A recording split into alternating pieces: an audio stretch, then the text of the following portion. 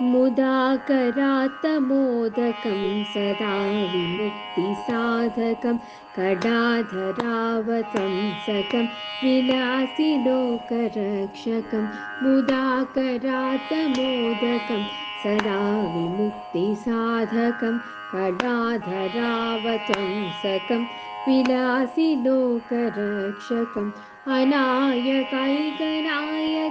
विनाशिते भदैत्यकं नताशुभ सुनाशकं नमामि तं विनायकम् अनायकैकनायकं विनाशिते भदैत्यकं नताशुभ सुनाशकं नमामि तं विनायकं नमामि तं विनायकम् न तेतराधिवीकरं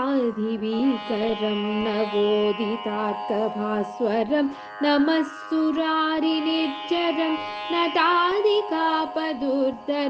न तेतराधिवीकरं नवोदितात्कभास्वरं नमः सुरारिनिर्जरं नतादिपापदुर्धरं सुरेश्वरं निधीश्वरं गजेश्वरं गणेश्वरं महेश्वरं त्वमाश्रये परात्परं निरन्तरम् समस्तलोकशङ्करं निरस्तदैत्यकुञ्जरं दरेतरोदरं वरं वरेव वक्त्रमक्षरम् समस्तलोकशङ्करं निरस्तदैत्यकुञ्जरं दरेतरोदरं वरं वरेव वक्त्रमक्षरं कृपाकरं क्षमाकरं मुदाकरं यशस्करं मनस्करं नमस्कृतां नमस्करोमि भास्वरम्